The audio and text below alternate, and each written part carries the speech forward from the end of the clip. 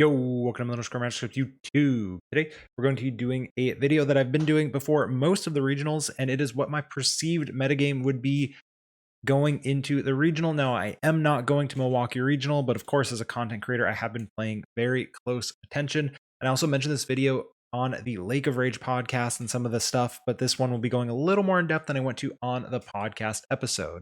So if I were to play in day one in Milwaukee, these are the decks that I would be expecting to face.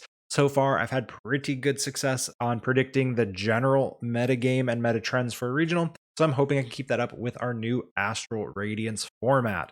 So first, the most played deck and the one that I would expect to play the most of would be Palkia.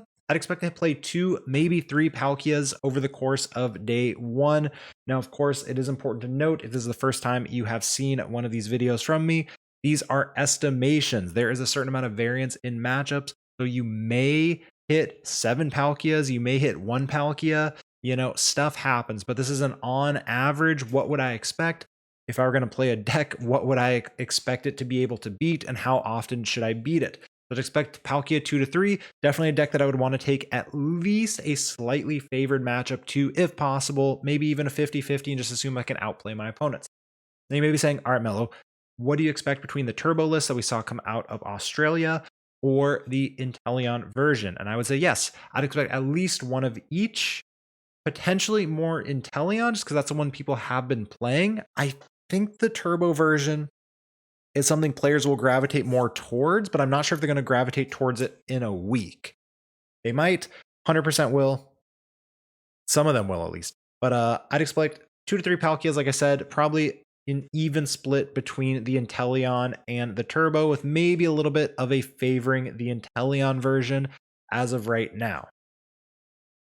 My number 2 deck is Mew VMAX. I feel like people are just like quietly forgetting that Mew exists. I think it's very good. I think it is definitely something that you will play high rolly versions. I think Pokemon catchers are going to be very expected in it. It plays around the Diancie and the Turbo Palkia. It is just incredibly aggressive in the early game, and that is where this deck is terrifying. I think Mew is a very solid play, in fact, going into this upcoming weekend. So if any Mew players out there, yeah, bring it, do your thing. But I expect 2 Mews. Don't forget this deck exists. If you forget this deck exists, it is going to run all over you, and I expect it to be pretty darn popular. Maybe a little less than Palkia. I'd expect about the same as Palkia, maybe a little less. But like I said, about 2 Mew VMAXs on average.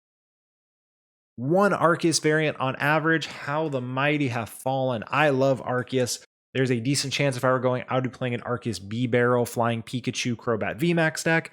I would expect some of those to be floating around. Flying Pikachu is a pretty good deck into Regis, pretty good into Palkias, and it has a different weakness than Arceus, which is also super nice. So I'd expect some amount of Arceus variants. The straight Arceus and Inteleon, also pretty good. Some Duraludon probably floating around too. So bring your Path of the Peaks if you're playing Regi or anything like that. But Arceus variants, you're probably going to hit at least 1. You might hit 2. Which variant, though, I don't actually know. It could be the straightforward Inteleon. There could be Surfing Pikachu in there. It could be B-Barrel with the Flying Pikachu. There could be Decidueyes. There could be Crobats. You could be playing some kind of bird box, except one of the birds is a Raikou V. I don't know what you're going to be hitting, but I would expect, don't forget Arceus exists. Just like Mew, just kind of keep Arceus in the back of your minds. But definitely, I would expect to hit more Mew and want to beat Mew more than I'd want to hit Arceus. The next one, and actually one I think is more popular than Arceus variants are going to be, is Regis. I would love to say Regis isn't a real deck. I was playing it on stream the other day, and God, it's a real deck. Regis is fun. That's important. It's cheap, easy to get. It's also kind of important. With over 850 people, that makes a big difference. And it's good. And I think all of those things say you're going to face at least 1, maybe even 2 Regis in the upcoming Milwaukee regionals. The deck is, like I said, good, and most importantly, fun. As we reach the end of the season, some people are saying, I just enjoy playing the Pokemon Trading Card Game. I want to play competitive. I want to play at a regional. I want to meet people from all around the country and even the world.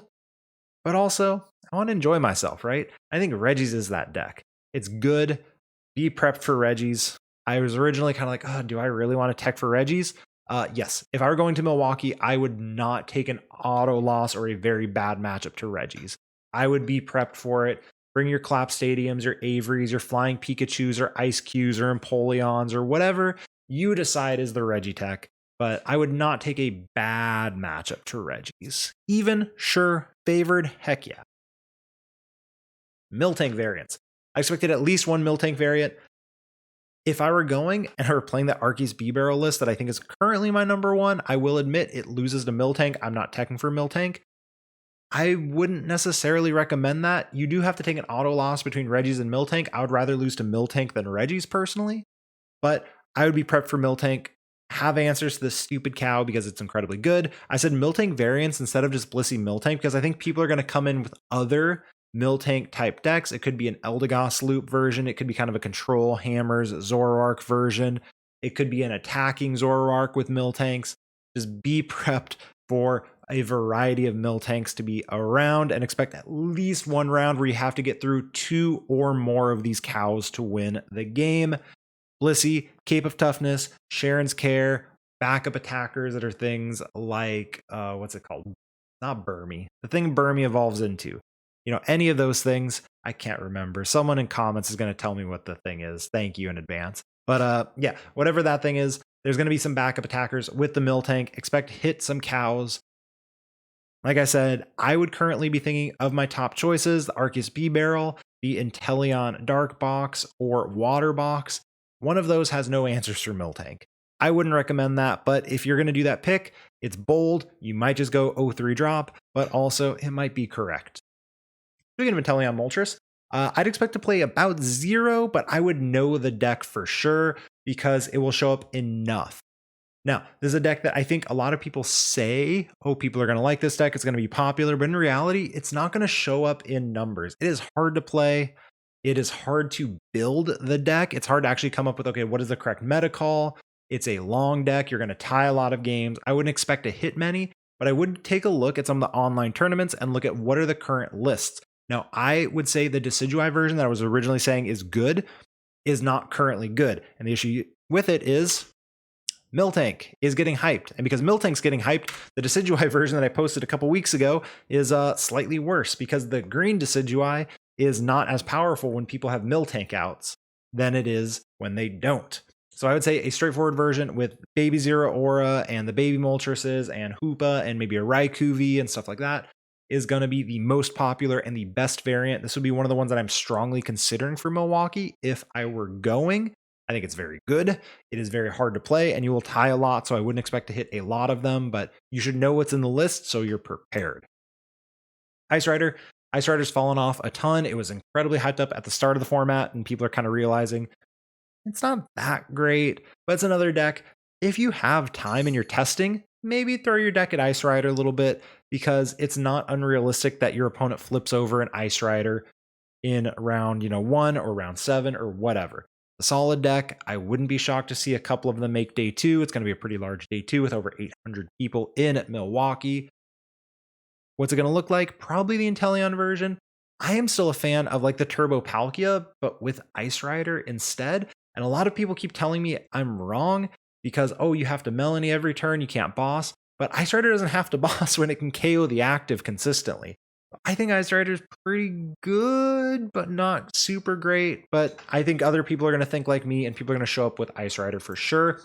And last but not least, you may say, all right, so you have 2 and 2, that's 4, 5, 6, 7, and then maybe 8 between those. That's not 9 rounds. You have between 7 to 8 rounds here. Yes, the first tournament of the format, I would expect to hit at least 1, maybe 2, maybe even 3 rounds of completely random decks. What is a random deck?